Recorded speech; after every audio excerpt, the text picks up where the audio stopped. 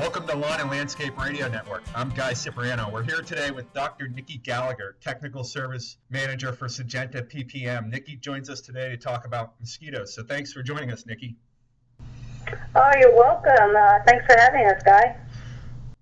First off, how does the weather affect mosquito populations? Sure. So, mosquitoes have a really strong relationship with water. So part of their life cycle is going to be in water and standing water. But there are a couple of groups of mosquitoes that we typically talk about, and one of them is the Aedes group. And those tend to be a lot of nuisance mosquitoes, and some of them have been in the news lately because of their ability to transmit Zika virus. And we have them in the United States, so those would be Aedes albopictus and Aedes aegypti. Their distribution in the United States varies, but one thing that they have in common is they like to breed in containers, and they do like cleaner water. And then there's another group of mosquitoes in the group called Culex, and they're associated with diseases like West Nile virus. They typically tend to be more bird feeders, and they like more stagnant, organic, rich water. So if we have a year where we have lots of rain, we tend to have higher numbers of Aedes mosquitoes. And if we have a year where we don't have as much rain, we could end up having more Culex mosquitoes. What are some basics LCOs need to know when applying for mosquito control? When applying mosquito control, so most of the mosquitoes that we would be targeting tend to be those that fall into the Aedes group, and they do like to rest in vegetation. The ones that we're treating for are the ones that are a nuisance factor, so they're biting our customers during the day, so you can't enjoy the backyard as much as you would like to. And those mosquitoes bite during the day, and when they're not looking for a blood meal, they're resting in dense, thick foliage where it's dark and humid and cool. And those are the areas that you really need to target when you're doing your treatment. So you want to use a pyrethroid with a long-lasting residual and target that application on the underside of the leaf, because that's the part of the leaf where the mosquito is going to be resting. And I found that backpack misters are really ideal when doing that application because it forcibly disperses the pesticide where you need it to go. So, using an appropriate labeled product for mosquitoes that's going to last as long as your program the length of the program that you're offering, whether it's a 21-day program all the way out to a 60-day program, and the equipment that you're using should be appropriate as well. What do LCOs need to tell their customers about the applications? Is there anything specific they should let them know? I think having that conversation with the customer is really important, because when it comes to mosquito management, unfortunately, it's not about eliminating 100% of the mosquitoes. It would be great if we could do that, but that's just not the case. This is about mosquito management. So we're reducing the number of mosquitoes to a level that homeowners can go out and enjoy their backyard. But they might see an occasional mosquito. They might get an occasional bite. But this is, again, about suppressing the mosquito population so they can go out there and enjoy it. But the homeowners have a responsibility too. So they need to make sure that they are removing any potential breeding sites of the mosquitoes, fix the gutters, make sure they're tipping over their bed bath about once a week, or any other sort of container. Make sure it's the water's removed, or if it's an area that can't be removed, look into the possibility of it being treated with an insect growth regulator or some other appropriate product that's labeled for that use.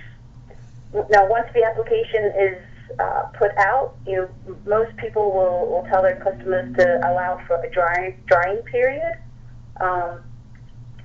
When you do the application with a backpack mister on vegetation, it usually dries very quickly, 30 to 60 minutes. Some people might extend that window and tell homeowners, give it 2 hours for it to dry, and then just go about your day as you normally would.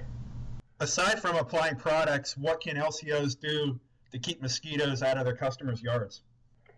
Yeah, the number one thing is the breeding site. If you don't target the breeding site, you're probably setting yourself up for failure. And you can make a really big dent in that population by targeting that juvenile stage. So with mosquitoes, they are going to lay their eggs directly on the water or very close to the water. So the Asian tiger mosquito, the species name is Aedes albopictus. It's commonly found in backyards and is a container breeder. And that mosquito doesn't mind if it's a natural container like a tree hole or a man-made container such as a dish underneath a potted plant or a child's toy that's hiding under the bushes and can hold water. So you can provide a checklist for a homeowner that they can go through and evaluate their backyard for any of these potential breeding sites, and they can be physically removed or treated. And then, of course, you want to have an adulticide as part of that program as well. And again, other things such as protecting yourself. If you are going to be out in the backyard during the peak biting hours of a mosquito, wear long sleeve pants and shirts. If you're going to be out there for a long period, such as gardening, and wearing an EPA approved repellent. Education is really key when it comes to mosquitoes. Last thing here, what are some trends you've seen recently in mosquito activity, and what are some trends you've seen recently in mosquito control? Well, some trends in mosquito control, it's about doing an effective job. So putting a product out there that is going to effectively reduce the mosquito population, but also make it as user-friendly and business-friendly for the LCO. And one thing that we've been looking at Syngenta is, can we reduce the labor and time involved in a mosquito service? And we've done that with our Secure Choice Mosquito Assurance Program. So this involves one application of a residual pyrethroid, and it's our microcapped lambda-cyhalothrin called Demencies, but we tank mix it with an insect growth regulator. So we're impacting the adult population as well as the immature stage of the mosquito. And with that one application, you're getting 60 days of suppression, as opposed to most programs, which are about 21 or 30 days.